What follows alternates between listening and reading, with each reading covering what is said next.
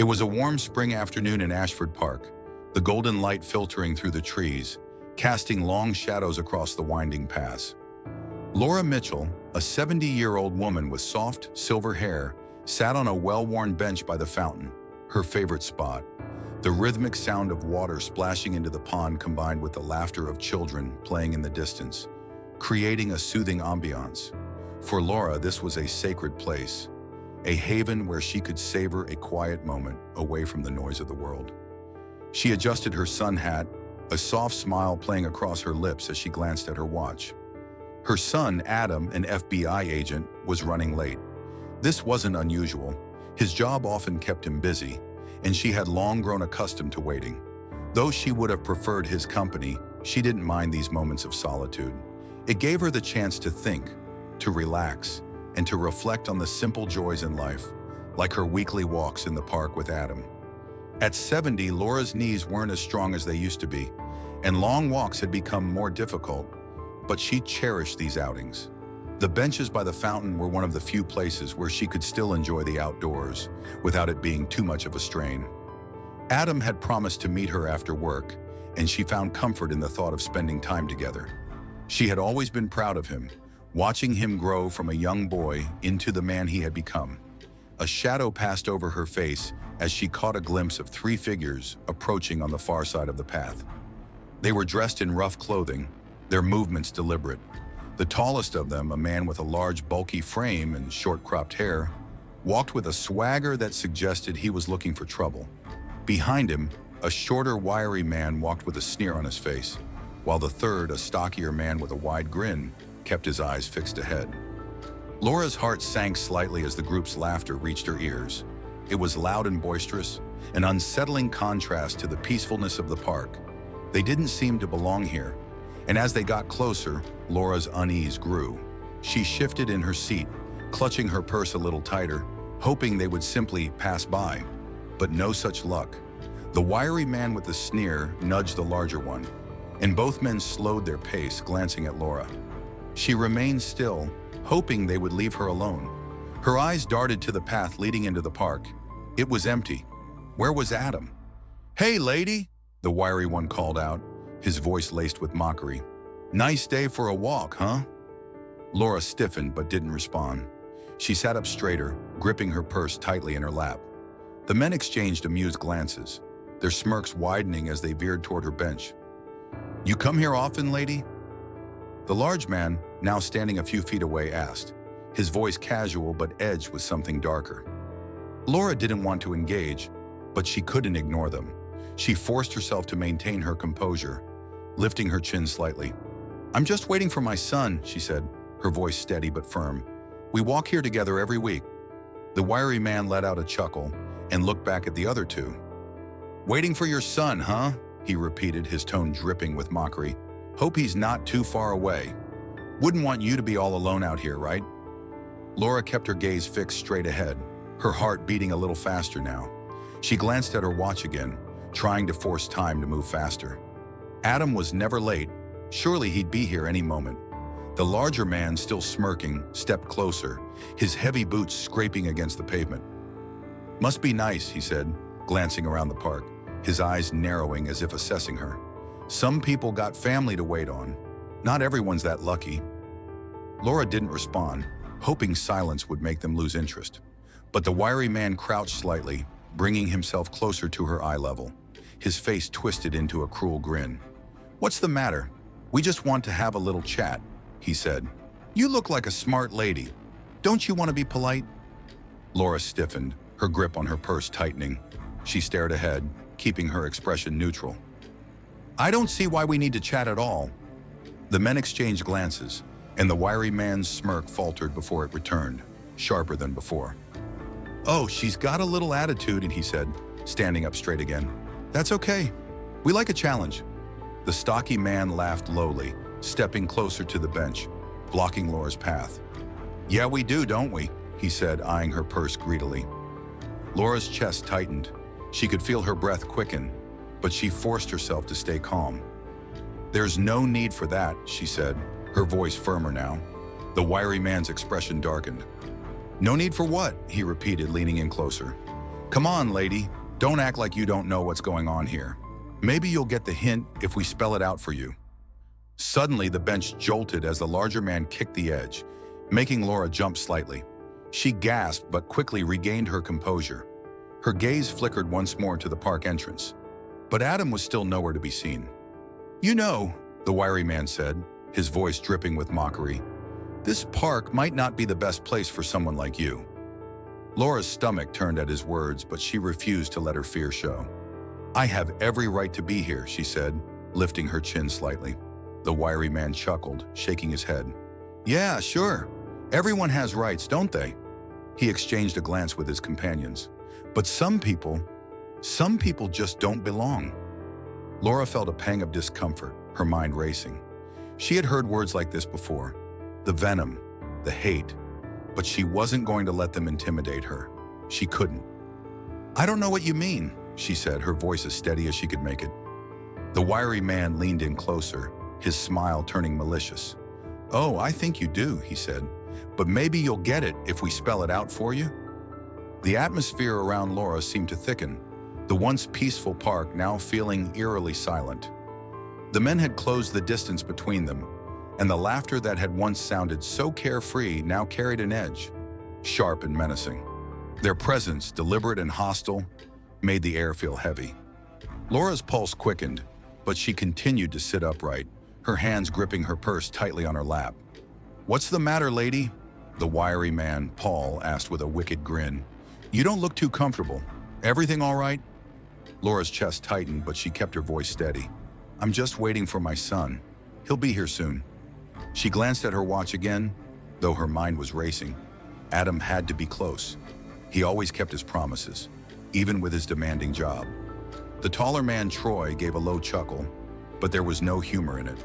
He was scanning the park, his eyes narrowing as if looking for anyone who might come to her aid. "You sure? Looks like you're all alone, lady. A little old to be out here by yourself, don't you think?" His voice was mocking, dripping with judgment. Laura stiffened, but she refused to rise to his bait. "I'm fine," she said calmly, though the unease gnawed at her insides. She glanced at the entrance again, still hoping Adam would appear. Where was he? Why wasn't he here yet? Paul stepped closer, his steps deliberate, the smirk never leaving his face. "You seem like a smart lady," he said, lowering his voice to a taunting whisper. "You know, we like to get to know people like you. Make sure you're in the right place." His words hung in the air like a threat. Laura's grip on her purse tightened as a cold wave of fear washed over her, but she fought to keep her composure. "I told you," she said firmly. "I'm waiting for my son. He'll be here any minute." The three men exchanged glances, their smirks widening. "Oh, we get it," Paul said, his voice oozing with sarcasm. "You're waiting for your son to come and save you, huh?" Laura's heart skipped a beat. They were trying to get under her skin, to rattle her, but she wasn't going to let them win. She lifted her chin, meeting Paul's gaze with a steady, unwavering look. "I don't need anyone to save me," she said. "I'm fine on my own." Paul chuckled darkly, his eyes scanning her face like a predator sizing up its prey. "We'll see about that, lady," he said, his voice low and threatening. "I'm sure we can figure something out." Troy moved a step closer, his bulky frame towering over her. "Yeah, we might have to teach you a little lesson. You know, about people like you." Laura's stomach turned, but she kept her voice steady. "I don't know what you mean by that," she said, her voice calm, though she couldn't hide the slight tremor in her words. Gary, the third man, took a step forward as well, his grin widening. "Yeah, you do," he said, the menace in his tone unmistakable. "We all know what you people are like." The air around Laura seemed to grow heavier, the tension palpable. The once peaceful park, the gentle sounds of children playing and water splashing, now seemed distant and unreal. Laura's mind raced as the three men closed in, their mocking words growing louder, more aggressive. "You know, lady," Paul said, his voice dark and threatening, "some people just don't belong here. Maybe you should find somewhere else to be." Laura's hands clenched around her purse strap. She could feel her breath quickening, but she refused to show any signs of fear. She had lived through much worse in her life, much harder times than this. But something in Paul's words struck a nerve. She could feel the hatred radiating from him, could hear the cruelty in his voice. "I have every right to be here," she said firmly, her voice ringing with defiance. The men laughed, their cruel amusement echoing in the quiet of the park. Paul took another step forward, his eyes narrowing as he leaned in closer. "You think you belong here?" he said with a smirk. "People like you don't belong anywhere." Laura's chest tightened, her heart pounding in her ears. They were going to take something from her. She knew it. The question now was how much they were going to push before they crossed the line. "I don't know what you think you're doing," she said, her voice trembling slightly, but the words were firm. "But I won't let you intimidate me. I won't let you take anything." Paul's grin widened. "Oh, we don't need to intimidate you, lady. We're just having a little chat. You might want to listen up, though." Gary laughed under his breath, moving even closer. "Yeah, just a little chat," he said, his eyes gleaming with greed. Troy, who had been watching the interaction closely, took another step toward her. His boots scraped the ground with a loud, deliberate sound. "You don't know what it's like," he said, his voice low and dangerous. "Some people have to fight for what they've got. But you just sit here and act like you own this place." Laura's pulse raced, but she forced herself to remain calm. She had been in tough situations before. She wasn't going to let these men take control of her. "I don't owe you anything," she said, her voice steady now, though her heart was racing in her chest. Paul's expression darkened, his eyes flashing with anger. "Maybe you'll change your tune when you see what we can do. You'll wish you had stayed quiet." Laura's mind raced. She could feel the danger rising, but there was nothing she could do but wait. Where was Adam? Why hadn't he shown up yet? The men's presence seemed to grow more suffocating with each passing moment. Then, just as the tension reached a breaking point, she heard a voice. "Leave her alone." The voice that cut through the rising tension was steady and calm, carrying an authority that immediately put the three men on edge. They froze, their heads turning as one to face the newcomer. It was a voice Laura knew well, a voice she trusted with all her heart. "Leave her alone," Adam Mitchell's voice rang out again, this time with more conviction. His tall figure stood at the edge of the park path, his posture taut with tension, his eyes narrowing as they landed on the three men. Laura's heart skipped a beat as relief washed over her. Adam was here. He was safe. She hadn't even realized how much she had needed him until that moment. The fear she had been holding back for so long melted away just by hearing his voice, strong and unwavering. The three men stared at Adam, unsure of how to react. Paul, the wiry leader, sneered but tried to mask the unease that flickered in his eyes. Troy, the larger man, shifted his weight, his posture faltering slightly as the energy in the air changed. Gary, the smallest of the group, took a cautious step back, glancing nervously between Adam and the others. Well, Paul sneered, trying to regain his bravado. "Looks like we've got ourselves a hero." He smirked, but there was a hint of uncertainty in his eyes. "What, you think you can just walk up and tell us what to do?" Adam didn't flinch. His gaze remained steady, unwavering as he looked at Paul, then shifted to Troy and Gary.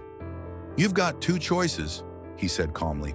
"You walk away now, or I'll make you regret this." Laura watched her son, her heart swelling with pride. Despite the situation, he had an unwavering confidence, his presence commanding the space around him. He wasn't just her son. He was a man who had learned to stand up for what was right, no matter the cost. The three men exchanged glances, and Laura could see the shift in their demeanor. They were no longer the ones in control. Adam, an FBI agent, had the upper hand. The reality of the situation was sinking in for them. "You think you can scare us with that badge of yours?" Paul spat, his grin faltering for a moment. "We don't care who you are. This isn't your park. You don't tell us what to do." Adam's jaw tightened, but he stayed calm, his voice never wavering. "No, I don't. But I do tell you what's illegal, and harassing my mother, that's a crime." His tone grew colder as he took a step closer, narrowing the distance between him and Paul. "You're done here. You don't get to walk away without facing the consequences." The tension in the air was thick, the silence between them broken only by the distant sounds of the park. The laughter of children, the birds singing in the trees, the occasional rustle of leaves in the breeze.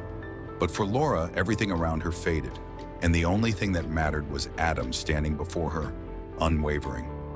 Gary shifted his weight nervously, his earlier bravado completely gone. "Come on, man," he said, his voice wavering. "We didn't mean no harm. We were just messing around." "Messing around?"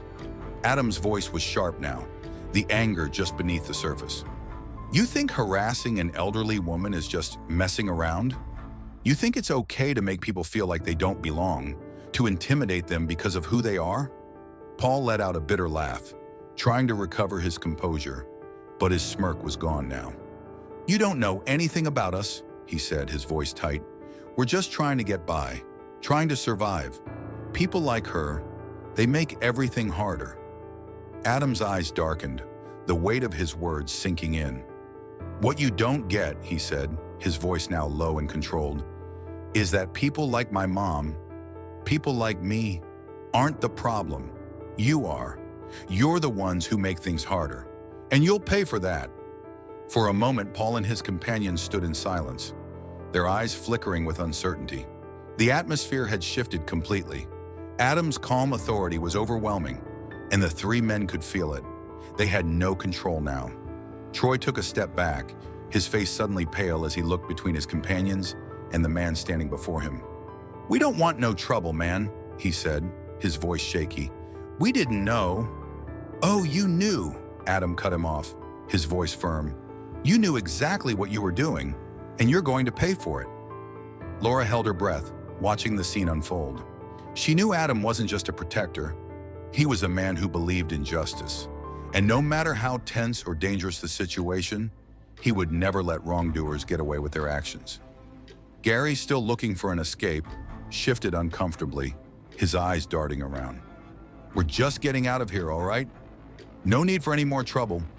He started to back away slowly, but Paul's hand shot out, grabbing his arm. "No," Paul said, his voice filled with an edge. "We're not backing down. Not now. You don't know who you're messing with." Laura felt a flicker of fear in the pit of her stomach, but it was quickly squashed by Adam's steady presence. He wasn't backing down. He wasn't going to let these men intimidate him or her. Adam's next move was quick. In one fluid motion, he stepped forward, his training evident in the way he sized up the situation, taking control without hesitation. Before Paul could react, Adam was already between him and Laura, his posture tense and protective. "That's enough," Adam said quietly. His gaze never left Paul's eyes. "You've got two choices. You walk away now, or you don't leave at all." The words hung in the air like a command, the finality of Adam's statement leaving no room for argument. The group was cornered, their bravado slipping. In that moment, Laura could see the men's resolve crumbling. They had thought they could intimidate her, overpower her, but now with Adam there, they were powerless. Troy, still trying to back out, glanced nervously at the park's entrance. "We're leaving, okay?" he muttered, his voice barely above a whisper. Paul hesitated, his hands clenched into fists, but then he let out a frustrated sigh. "Let's just go," he muttered, his voice low. This wasn't worth it. For a moment they lingered, exchanging one last glance before they reluctantly turned and walked away. Their steps were slower now, their arrogance replaced by the weight of their defeat. The tension that had been building in the air seemed to dissipate with each step they took away from Laura and Adam. As they disappeared from view, Adam let out a slow breath, his tense posture relaxing. He turned to Laura, his expression softening as he knelt beside her. "Mom, are you all right?" His voice was gentle now, the protective fire in his eyes dimming, replaced by concern. Laura met his gaze, her heart swelling with relief and pride. "I'm fine," she said softly, though her voice trembled slightly. "You're here." Adam smiled, his eyes full of quiet determination. "I'll always be here, Mom. Always." And for the first time since the men had approached, Laura allowed herself to breathe, the overwhelming weight of fear lifting as she sat beside her son, knowing she was safe. For now, justice had been served. The moment Adam arrived, everything changed. The air felt less suffocating, though the tension was far from gone. The three men may have backed off for a moment, but their stares still lingered, their unease palpable. It wasn't until Adam stepped in front of Laura, shielding her from their view, that the true confrontation began. Paul's face twisted in irritation, His earlier bravado had already begun to crack, but his pride wouldn't let him back down entirely. "This ain't over, man," Paul growled, his voice low, full of venom. He took a step forward, his hands balling into fists.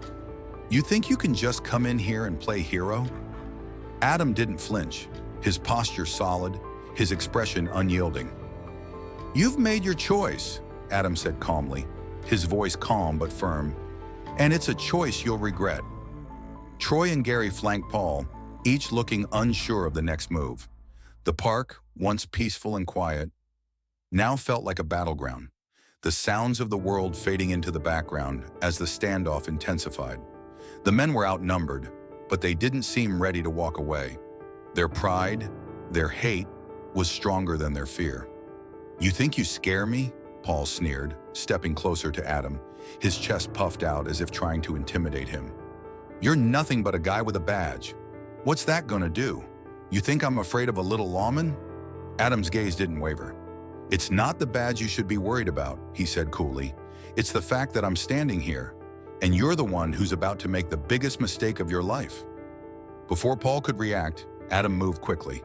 In an instant, he was upon him, blocking Paul's attempted swing and grabbing him by the arm. Paul tried to shove him off, but Adam was faster. He twisted Paul's arm, pushing him back with controlled precision, his movements smooth and calculated. The wiry man grunted, stumbling back as he tried to regain his balance. Gary, seeing the tide turning, took a step toward Adam, his hands clenched into fists, but he hesitated, unsure of how to proceed. Troy, however, was not as hesitant. He lunged forward, his bulky frame charging at Adam like a freight train, his fists swinging wildly. Adam dodged the first blow, sidestepping with ease. He'd been trained for this, his body reacting instinctively. He twisted to the side, narrowly avoiding Troy's second punch, before delivering a sharp, calculated jab to Troy's ribs. The larger man staggered back, his breath whooshing out of him in a painful grunt. Troy's confidence faltered for the first time, his face flushing with anger and confusion. His attack had been clumsy, and now he found himself on the defensive. He tried to move in again, but Adam was too fast. Another quick jab to his ribs sent Troy stumbling backward, gasping for air. "Stay down," Adam muttered under his breath, his eyes narrowing as he focused on the men before him. Gary, still hesitant, looked between his two companions and Adam. His eyes flickered with fear, and for a moment, it seemed like he might back out. But Paul wasn't done yet. With a snarl, he shoved himself forward again, this time swinging a wild punch at Adam's face. Adam blocked the punch with ease, grabbing Paul's wrist and twisting it behind his back. Paul howled in pain as Adam forced him down onto the ground with a swift move, pinning him there. "You had your chance," Adam said, his voice tight with frustration. "Now you're going to pay for what you've done." Troy and Gary, seeing their leader pinned and helpless, backed off, their earlier bravado quickly slipping away. It was as if the wind had been knocked out of them, their strength gone. Troy took a step back, his chest heaving, while Gary's eyes darted nervously between Adam and his retreating companions. Paul struggled underneath Adam's weight, but he couldn't free himself. "You're making a mistake, man," Paul spat, his face red with fury. "You think you can just walk away from this? You don't know who we are." Adam's response was sharp, his voice low and unwavering. "I know exactly who you are, and it's over. Your little act of intimidation, it's done. You're done." Gary, unable to take the tension anymore, took a step back, eyes wide with fear. "Forget this, man," he muttered, voice trembling. "I'm out." Before Adam could even react, Gary turned and bolted down the path, his legs moving faster than they had any right to. Troy hesitated for a moment, looking back at Paul, but then his own fear kicked in, and he followed Gary, running off into the distance, leaving Paul to face the consequences. Laura, who had been watching from the sidelines, stood up slowly, her eyes never leaving her son as he kept Paul pinned on the ground. Her heart was pounding in her chest, but her pride was stronger than the fear that had initially gripped her. She had always known Adam was strong, but watching him in action, so calm and controlled, was a testament to everything she had raised him to be. This was her son, the man who would never back down from what was right. Paul, still struggling beneath Adam, shot one last venomous look toward the park entrance, as if hoping for reinforcements. But Adam's grip tightened, pressing Paul's face into the cold pavement. "Stay down," Adam repeated, his voice firm. "This is over." Paul's resistance waned with every passing second. He gritted his teeth, but his body was no match for Adam's strength. Adam, a seasoned FBI agent, knew how to handle men like Paul. He wasn't going to let them get away with their actions. Not now, not ever. Laura stepped forward, her hands clutching her purse tightly as she approached her son. "Adam," she said softly, her voice filled with both relief and concern. "Is he going to be okay?" Adam looked up at her, his face softening for a moment. "He's fine, Mom. They're not going anywhere." He then turned his attention back to Paul, whose struggle had completely ceased. "But you, on the other hand, you've got a lot to answer for." The sound of sirens pierced the air, and Adam's jaw tightened. The police were finally here. Justice was coming, and it would not be delayed. Paul's final hope of escaping the consequences of his actions was quickly vanishing. The sound of approaching sirens broke the tense silence, a sharp reminder that the scene was no longer in their hands. Adam didn't take his eyes off Paul, who was still pinned to the ground, his body limp beneath him. His earlier bravado had crumbled, leaving only frustration and defeat.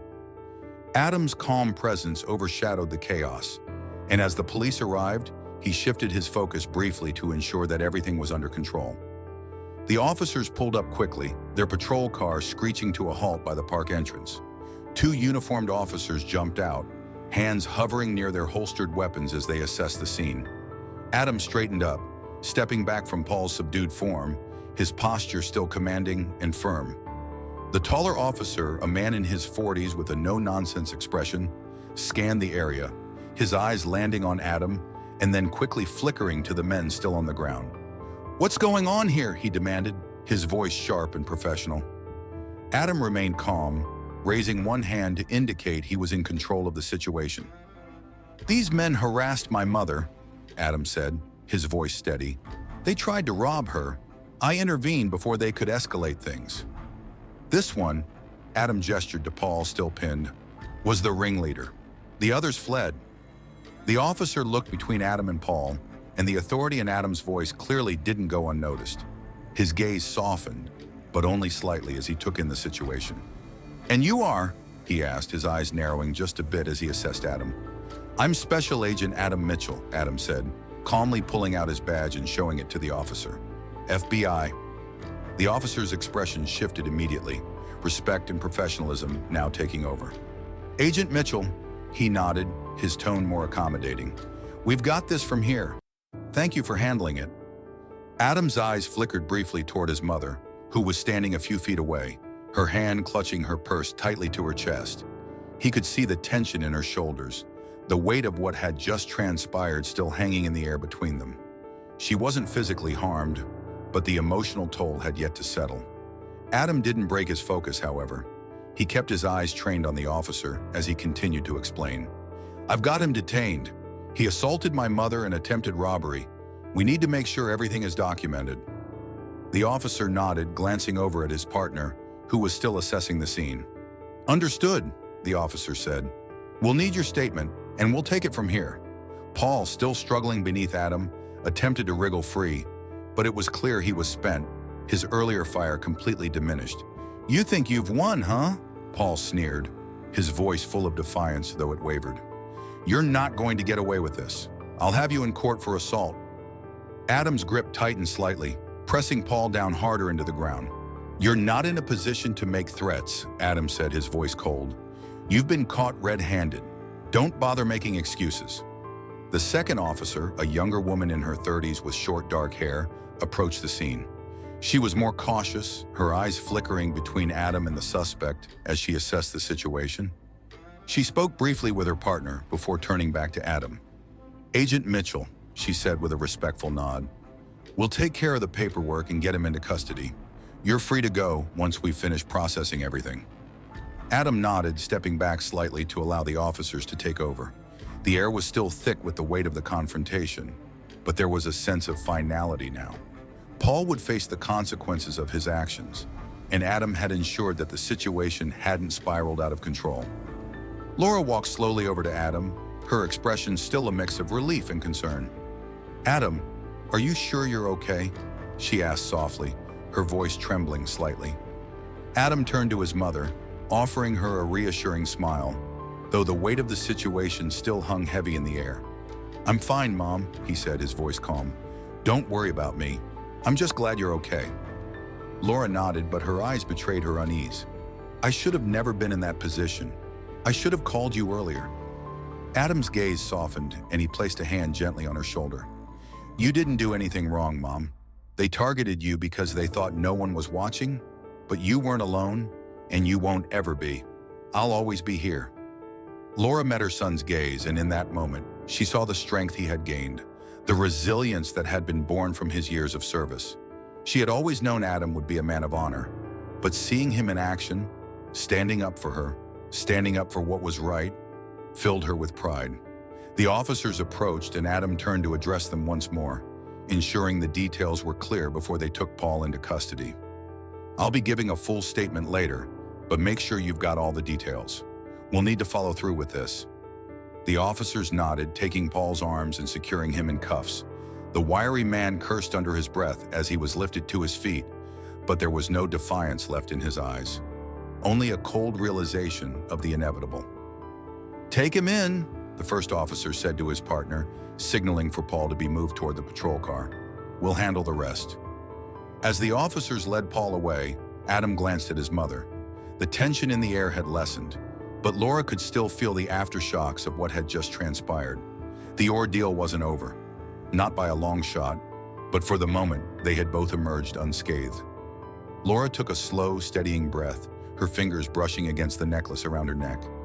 "Thank you, Adam," she said softly, "for everything. I don't know what would have happened if you hadn't shown up." Adam gave her a small, reassuring smile. "You don't have to thank me, Mom. You taught me to always do what's right. All I did was what I was trained to do." Laura smiled, her eyes glistening with unshed tears. "You're stronger than I could have ever hoped for." They stood together in the fading light of the afternoon, knowing that the next steps would be difficult. The road ahead wasn't clear, and they both understood the challenges that would follow. But for the first time in hours, there was a sense of peace between them. For now, justice had been served. The afternoon had faded into evening, the park now empty save for a few lingering joggers and dog walkers. Adam and Laura stood in the stillness, watching as the officers took Paul away. The finality of the moment wasn't lost on them. One battle had been won, but the war for justice was far from over. As the patrol car pulled away, Adam's thoughts were already moving ahead. The work wasn't finished. Now it was time to make sure that Paul, Troy, and Gary would face the consequences for what they had done. Adam turned to his mother, who was still holding her purse tightly, her fingers trembling slightly. She was strong, but he could see the weight of the day's events had taken their toll. He placed a hand on her shoulder, offering her what little reassurance he could. "I'll make sure they're held accountable, Mom," he said quietly, his voice steady. "I know you will, Adam," Laura replied, her gaze unwavering despite the fatigue in her eyes. "But I still can't believe this happened. I never thought I'd find myself in a situation like that." Adam sighed, glancing back at the park entrance where the patrol car had disappeared. "Unfortunately, Mom, there are people out there who think it's their right to intimidate others, and that's not something we can let slide." Laura nodded slowly, looking down at the ground for a moment before lifting her gaze back to her son. "What now? Do we just wait for the trial?" she asked, her voice tinged with both uncertainty and a quiet resolve. "We can't just wait," Adam replied, his expression hardening with determination. "We need to make sure the evidence is airtight. I've already contacted the prosecutor. We've got enough to make a case, but we need everything. Every scrap of proof, every witness, every detail. We have to make sure they don't slip through the cracks." The thought of facing Troy, Gary, and Paul again in court sent a shiver through Laura's spine. But she knew her son was right. They couldn't allow these men to get away with what they had done. The hate they had shown, the cruelty they had inflicted on her, it needed to be held up for everyone to see. Adam turned toward his car, motioning for Laura to follow him. "Let's go back to the precinct. I'll need you to give a statement, and we need to start reviewing the evidence." As they drove, the city passed by in a blur of streetlights and fading daylight. The hum of the car's engine, a quiet companion to the thoughts swirling in both of their minds. Adam's mind was focused on the case, the planning, the evidence, the witnesses.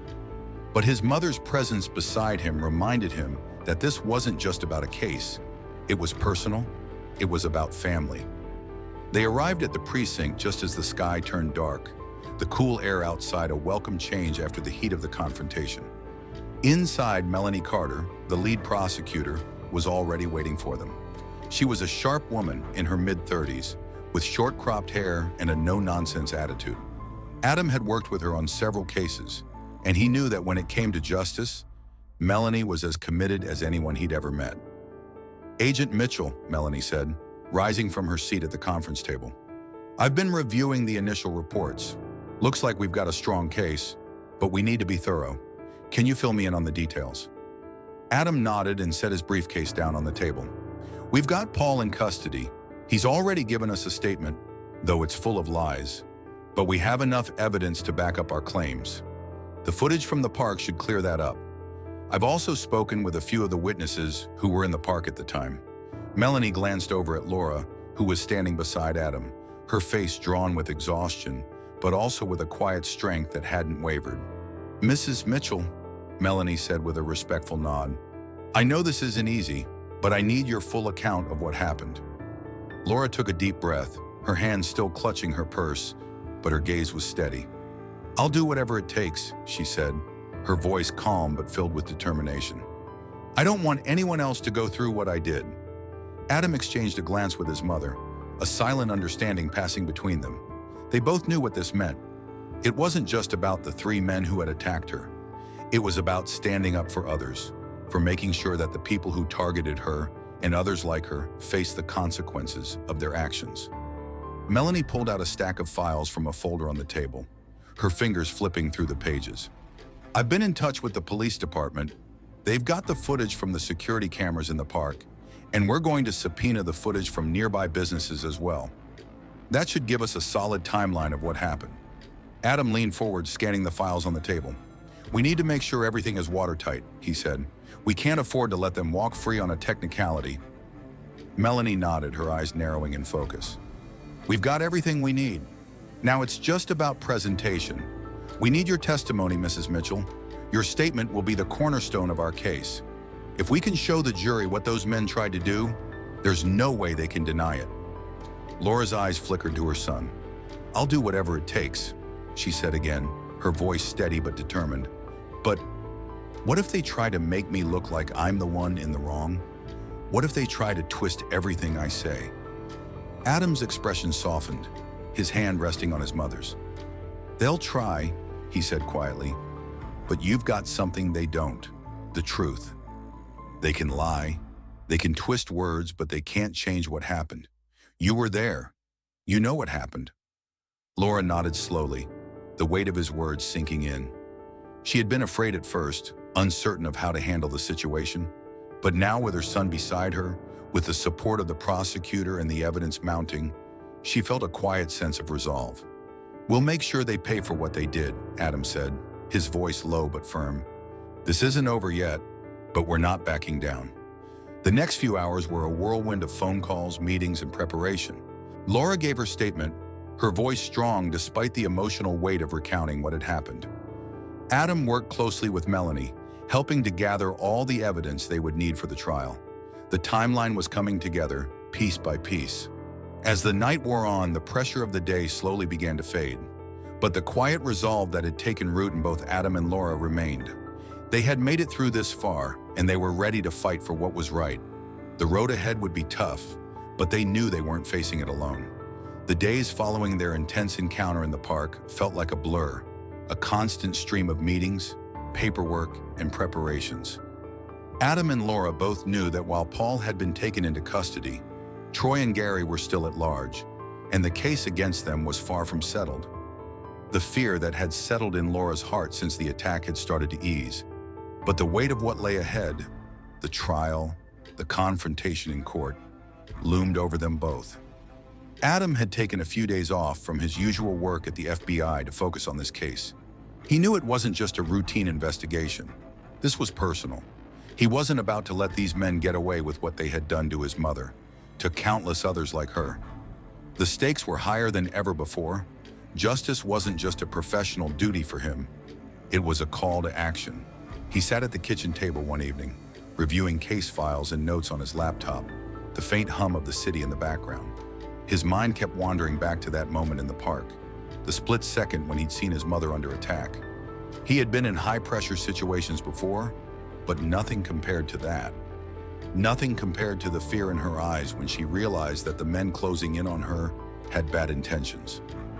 Nothing compared to the anger that surged within him when he realized they had targeted her. Laura entered the kitchen quietly, holding a cup of tea in her hands. She stood in the doorway for a moment, watching Adam. She had always admired his strength, his sense of duty. She had seen him grow from a little boy into a man who believed deeply in what was right. But this, seeing him immersed in this fight for justice, seeing him face the kind of people who would do harm to someone like her, it made her heart ache. "Adam," she said softly, her voice filled with quiet concern. "You've been at this for days. Don't you need a break?" Adam looked up from the screen, his brow furrowed. He had been so focused on the case, on the details, that he hadn't noticed how much time had passed. He smiled softly at her, but there was a heaviness in his eyes. "I'm fine, Mom," he said, though his voice betrayed a hint of exhaustion. "I just want to make sure we're prepared. We can't afford to miss anything. I've been through too many cases where things fell apart because of one missing piece." Laura set the tea on the table in front of him and sat down across from him, her gaze soft but unwavering. "I know you're determined, but you don't have to carry all this by yourself. I'm here, Adam. We'll face this together, like we always have." Adam sighed and leaned back in his chair, rubbing his eyes. "I know, Mom, but this feels different. These men are dangerous, and they think they can do whatever they want because they've never had to face any consequences for their actions. I'm not letting them get away with this. Not now, not ever." Laura nodded, her heart swelling with pride. "I never doubted you," she said quietly. "But remember, you don't have to do this alone. You've got me, and we have the law on our side. You've been fighting for what's right for so long. We'll make sure they pay for what they did." The reassurance in her voice was like a balm to Adam's weary mind. His mother's quiet strength had always been his anchor. She had raised him to stand firm in the face of adversity, to never back down from doing what was right. He wasn't alone in this fight. They were in it together. "I'm going to make sure they face the consequences," Adam said, his voice steady again, the fire reigniting in his eyes. "And I'll make sure they can never hurt anyone like this again." The next few days were a blur of meetings with the prosecutor, Melanie Carter, and hours spent reviewing surveillance footage, police reports, and witness testimonies. Adam worked tirelessly to connect the dots, ensuring that the evidence was strong enough to make the case airtight. He knew that the defense would do everything in its power to discredit the witnesses, to twist the truth, to make it seem like Laura was just a confused victim who misinterpreted the situation. He couldn't let that happen. One evening, after another long day of work, Adam met with Melanie in the conference room at the precinct. Laura had insisted he take a break and rest, but he couldn't shake the feeling that there was still more to do. "Everything's looking good," Melanie said, looking up from a stack of case files. "The witnesses are on board, the footage is solid, and we've got a clear timeline of events. We can't afford to slack off, but I think we're ready." Adam leaned against the table, running a hand through his hair. "The defense will fight us every step of the way. They'll try to make Laura look like she's just overreacting. I don't want them to have any room to breathe." Melanie nodded in understanding. "We're prepared for that. The evidence we have, combined with Laura's testimony, will be hard to argue against. They can't change the facts. We'll make sure the jury sees them for what they are." Adam sighed, rubbing his eyes. It's hard, you know?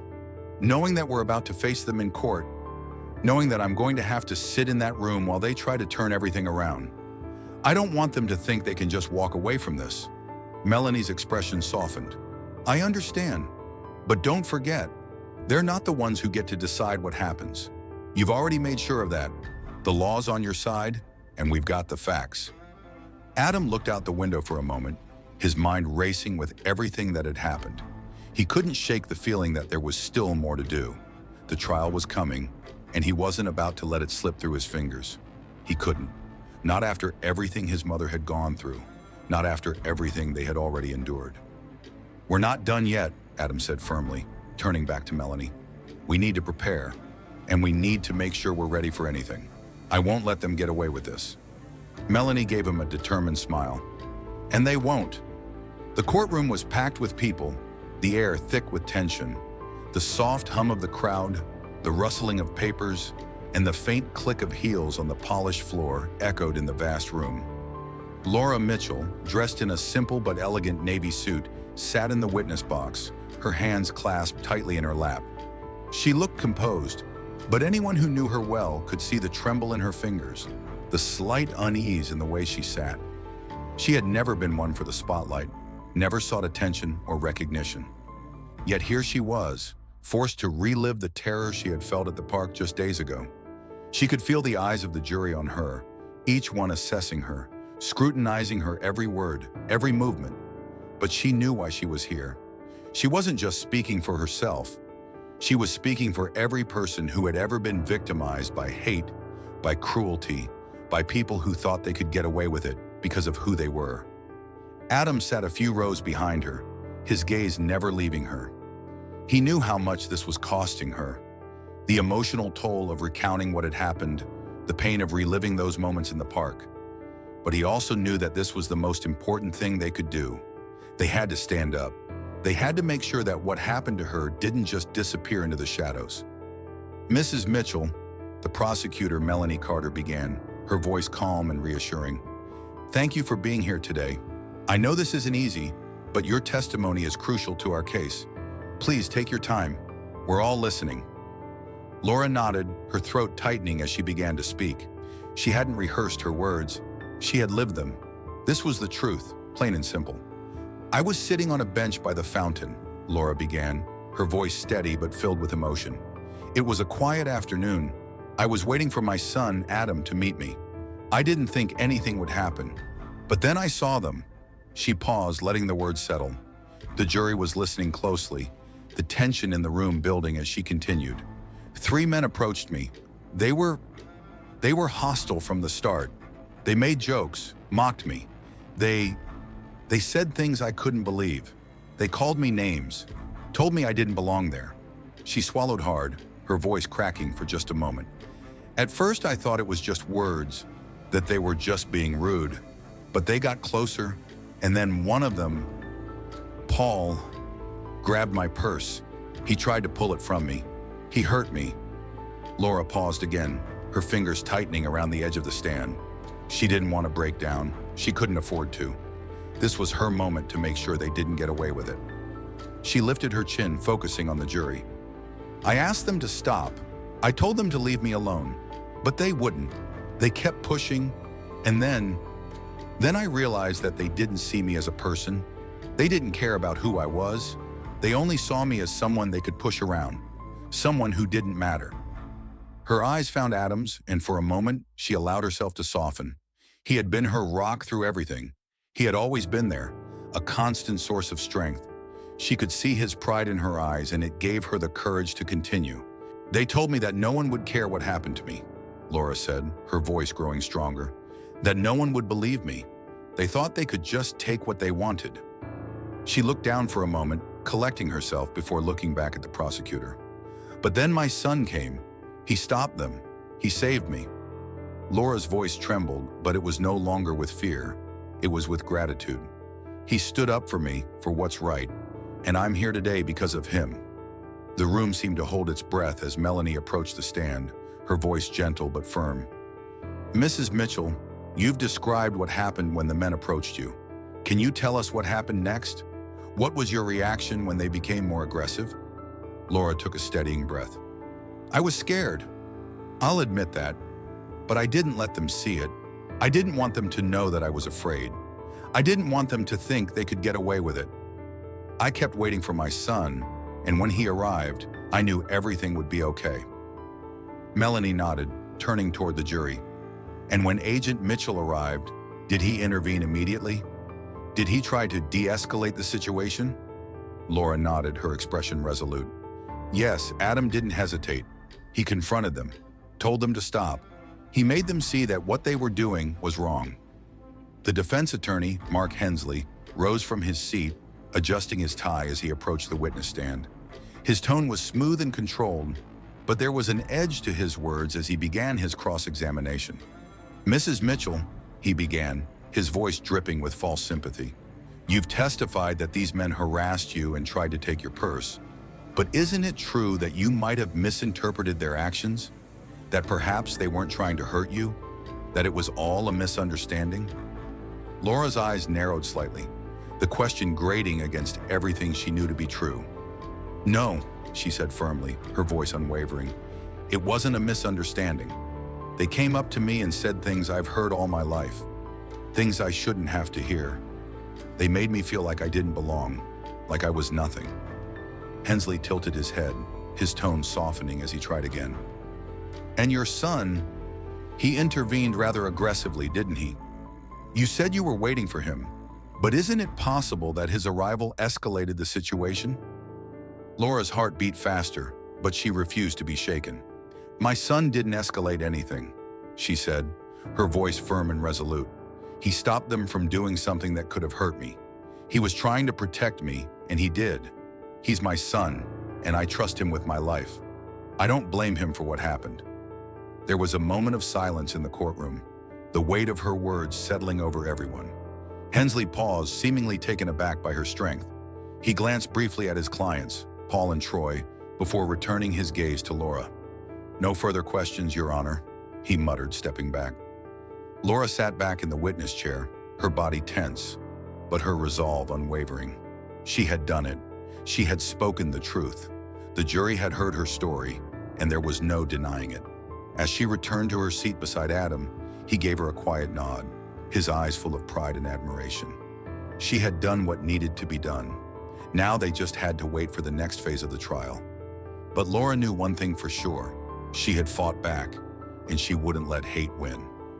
The next few days passed in a blur of courtroom drama, but the tension never really eased.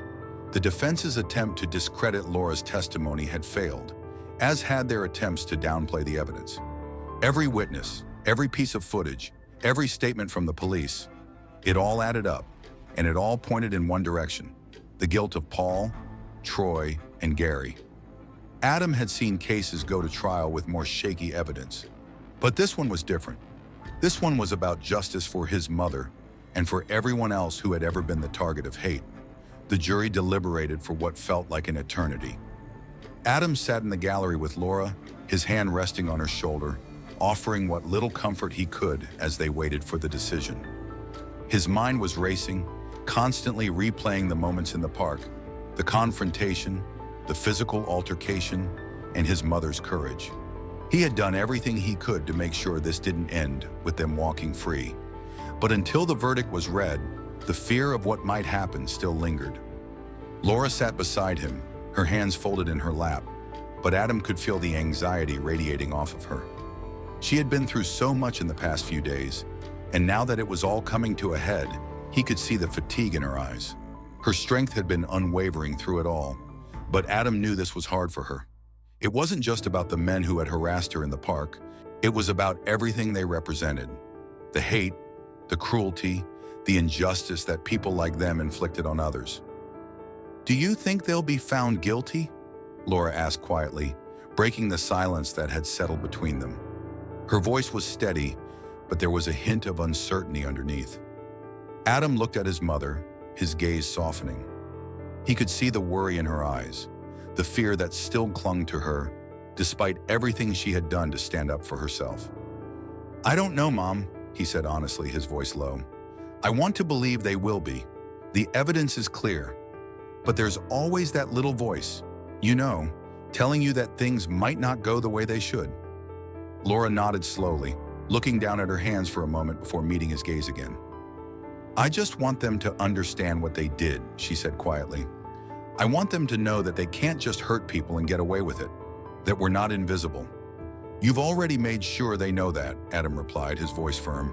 "And the jury will know it too. They'll see through the lies. They'll know what happened, what they did." The weight of the trial, the long days of testimony, the strategy sessions with Melanie. It all culminated in this moment. The jury had everything they needed. They had seen the footage, they had heard from the witnesses, and they had heard Laura's testimony. Now all they had to do was make a decision. Finally, after what seemed like an eternity, the courtroom doors opened and the jury filed in. Adam straightened in his seat, his hands clasped together as he prepared himself for the moment that would determine everything. The judge stood, and the room fell silent. His gaze moved from the jury box to the defendants, Paul, Troy, and Gary, who were standing at the defense table. Their faces were hard to read, but Adam could see the tension in their posture, the way they shifted uncomfortably under the weight of the moment. The foreperson of the jury stood, holding a piece of paper in her hand. She met the judge's gaze before turning to the courtroom. "We have reached a verdict, Your Honor," she said clearly, her voice steady. The judge nodded. "Please proceed." The foreperson unfolded the paper and read aloud. "In the matter of the people versus Paul Carter, Troy Howard, and Gary Mills, we find the defendants guilty on all counts." A wave of relief washed over Adam, but he didn't show it. His face remained calm, his gaze fixed ahead as he processed the verdict. But next to him, Laura's breath caught in her throat, her hands clenched into fists in her lap as the weight of the words sank in. She had won. They had won. For a moment, the courtroom was still, as though everyone was waiting for the next step. And then, as the judge confirmed the verdict, the room began to stir. Adam turned to Laura, his heart swelling with pride as he saw the tears well up in her eyes. "It's over, Mom," he whispered, his voice thick with emotion. "They're going to pay for what they did." Laura blinked back the tears, her lips trembling as she looked at him. "Thank you, Adam," she said quietly, her voice filled with a mixture of relief and pride. "Thank you for being there for me. I couldn't have done it without you." Adam squeezed her hand gently. "You didn't need me, Mom. You were strong enough on your own. You stood up for yourself, for what's right. You're the one who made this happen." Laura smiled faintly, wiping a tear from her cheek. "We made it happen, together." The judge called the defendants to attention, and the courtroom became tense once again as the sentencing phase began. Paul, Troy, and Gary were each given their sentences. Paul, the ringleader, was sentenced to 18 years in prison without the possibility of parole. Troy, who had cooperated to some degree, received a sentence of 15 years, with the possibility of parole after 10. Gary, who had been the least involved but still complicit, was sentenced to 12 years, with the possibility of parole after 8. Paul's face twisted with fury as the sentences were read, his jaw clenched tight with anger. He shot a venomous glance toward the jury, but there was nothing left for him to do now. The justice had been served. As the courtroom was cleared and the defendants were escorted out of the room, Adam turned to his mother. He could see the relief in her expression, but there was something else there too, something deeper, a sense of peace. "I'm proud of you, Mom," he said softly, his voice filled with admiration. Laura nodded, her voice barely above a whisper. "I'm proud of us. This is for everyone who's ever been hurt like I was. It's for them too." As they left the courtroom together, side by side, the weight of the day slowly began to lift. They had fought back. They had faced the men who had tried to take so much from them, and they had won. But deep down, Adam knew this wasn't the end. This was just one victory in an ongoing fight for justice, equality, and dignity for all. The sun was setting, casting a golden glow over the city as Adam and Laura walked side by side through the courthouse steps. The weight of the trial had finally begun to lift, and with each step they took, the world around them seemed just a little bit brighter, just a little bit easier to breathe in. They had faced the worst together, and now for the first time in days, they felt a sense of peace settling over them. It wasn't the kind of peace that would erase everything that had happened, that would take time, but it was the kind of peace that came with knowing they had fought for what was right and had won. As they made their way to Adam's car, Laura glanced up at him, her expression soft. "It's strange," she said, her voice thoughtful. "I've spent my whole life trying to avoid these situations, just trying to live quietly, to make sure I didn't cause any problems. But here we are, standing up for what's right." I never imagined I'd have to do something like this." Adam smiled, his eyes meeting hers. "You didn't have a choice, Mom. No one does. But what you did, that's what matters. You stood up, you didn't back down. You showed them and everyone else that hate doesn't win." Laura nodded slowly, her eyes glistening as she turned her gaze forward. "I used to think staying silent was the easiest way. But sometimes silence isn't the answer. Sometimes you have to fight. Not just for yourself, but for the people who can't fight for themselves."